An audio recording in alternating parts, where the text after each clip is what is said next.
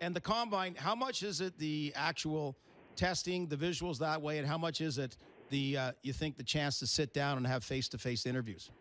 Yeah, I think that's the more important part of it because, you send your scouts out there and you have a pretty good idea what they're going to be able to bring to the table skill-wise. But the down and the character-wise, which has increasingly over the years become more important to National Hockey League teams, I think that's the part that's weighted a little more in terms of when you look at the two elements of the combine, the physical part and the interview part. I think the interview part is weighted slightly more than the physical part. Okay, so we all know it's either Nolan Patrick or Nico Hischier, 1-2, 2-1, whatever you want. Sam, can you give us an indication of who the next one after those two guys? Like, where's the next pool of guys that we should be concerned about, and where they go 3 through 7? Yeah, it's pretty wild, John. And this year, honestly, and every scout I've talked to, they say it's going to be a crapshoot after 3. But a couple of guys that I would point out would be Gabriel Velarde of the MasterCard Memorial Cup winning Windsor Spitfires. I thought he was really good in the tournament. A tall right shot guy that can play center, play wing, good puck protection type of guy. Possession numbers are really good, so that will impress the analytics side of whatever scouting staffs are looking at him. Miro Heiskanen is a defenseman who's had a really meteoric rise out of Finland, really good at the under-18s. He's a guy that's going to be in consideration at that 3 spot.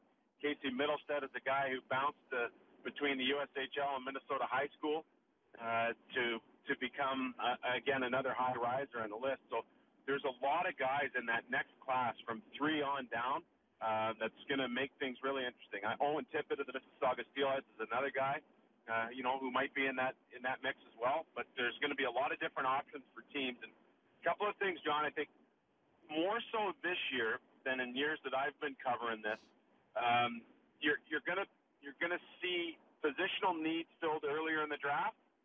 Usually we're going to take the best guy. We're going to take the best guy. But I think positional need, because of the nature of this draft, you see a lot of guys that are packed similarly right after that number 2 pick.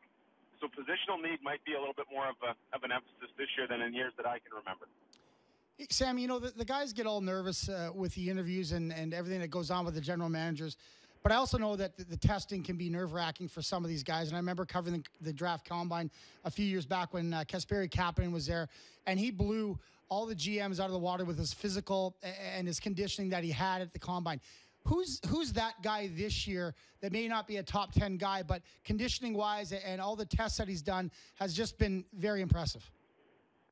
Some of the tests have been ongoing here over the last 2 days. The big stuff goes tomorrow, but there's a kid by the name of D'Artagnan Jolie, who plays in the Quebec League for the Baie-Comeau Drakkar, who, from what I understand, their season ended quite early. He's been working out in Ottawa, driving an hour back and forth, and he's a guy who sits probably at about the 101, 102nd spot in terms of NHL Central Scouting, who, from what I've been told, is a physical specimen and is really prepared and honed in on what the testing is going to provide for him. So he'd be one guy who would be completely out of the blue.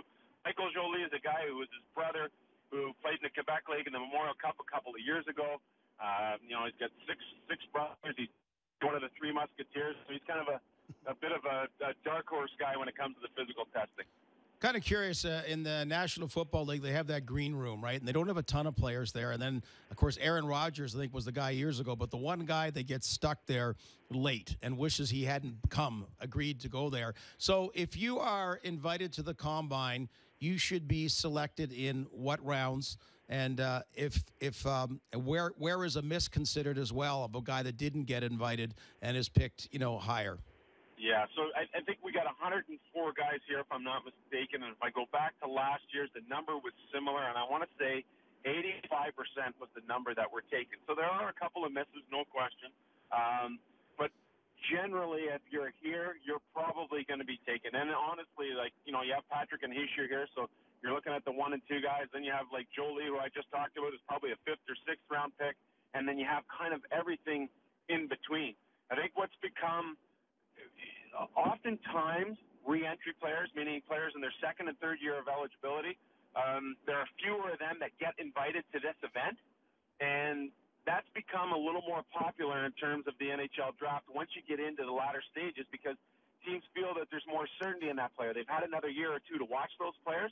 So some of those guys that don't get invited here because they're re-entries are guys that you would see pop up and say, oh, I didn't know about him, or he got passed over last year, or whatever the case might be. So there are some of those guys that will probably make some hay over the 2 days in Chicago. I want to go back to what you talked about, drafting for positional purposes.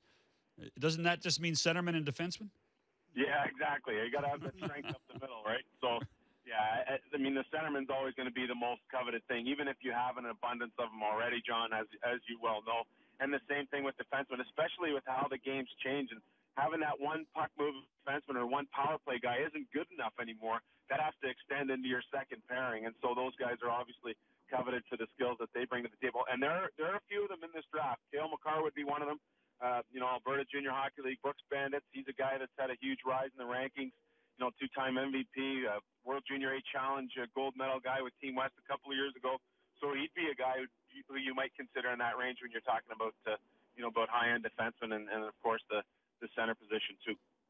Sammy, I remember when I was my draft year, and I remember looking at my physical stature and what I had, and I just remember just being the skinny little guy weighing about 160 pounds. Nowadays, when you're walking around the draft combine and you see these 18-year-old guys, how impressive is it? They just look like they're mature 25-year-old men, the way that these guys take care of themselves. I mean, there's no real surprises. Everybody comes in there, and they just look unbelievable nowadays, don't they?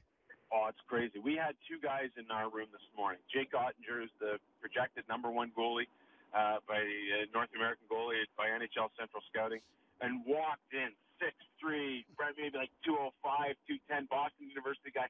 Just huge presence when he walked into the room. The same thing for Michael Rasmussen. He's a projected top 10 guy out of the Tri-City Americans program who's injured a good chunk of the second half of the season, but the same thing, like 6'3", built, ripped. And those guys, I mean, obviously size is always going to play a factor regardless of what team, but it is amazing to see. You're looking at some of these kids and you're saying, there's no way you're just 18 years old. There's no possible way. And those would be two guys that I would look at and say, if I didn't know any better, you're a National Hockey League player right now. Yeah, the other thing was, man, I remember that with Tyson Jost last year, how much of a presence he had, and he hadn't even gone to college yet.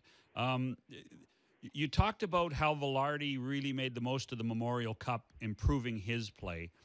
And there's always the dark side of this question too. Is that were there guys that were in Windsor at the tournament that might have really hurt their play? And for the sake of argument, anybody on Seattle and St. John that were disappointments at the tournament that might have hurt themselves?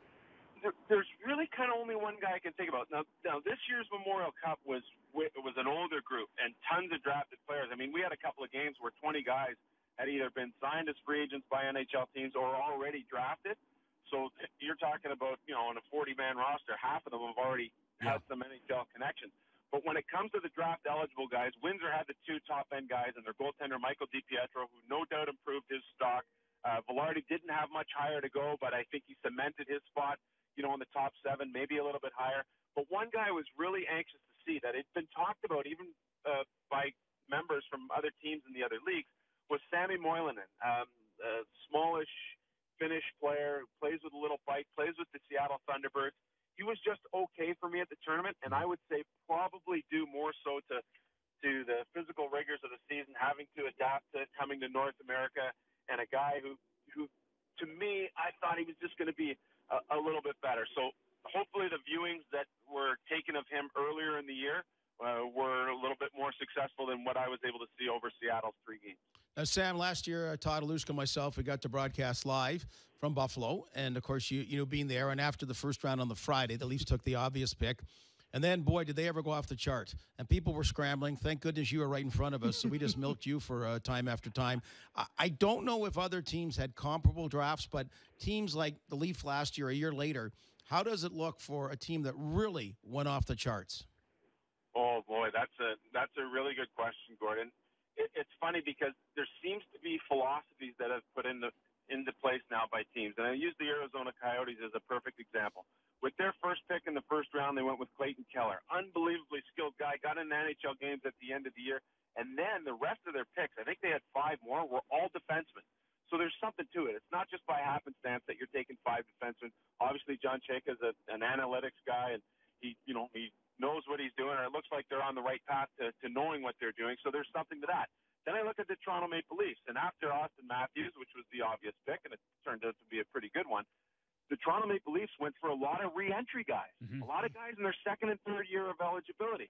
And I go back to, Adam Brooks would be a guy, 20-year-old in Regina this year, did 250 points in the Western Hockey League the last couple of years. Those types of guys seem to be favored by Toronto. I also believe that there is something to that, and I do believe that it has to do with having more certainty in that player because they are a bit older. So it's more so philosophies that you see starting to take place, and not necessarily guys who went crazy off the board with the variety of their picks. Well, Sam, we look forward to all the coverage. We'll let you get back to work. Thanks very much for joining us.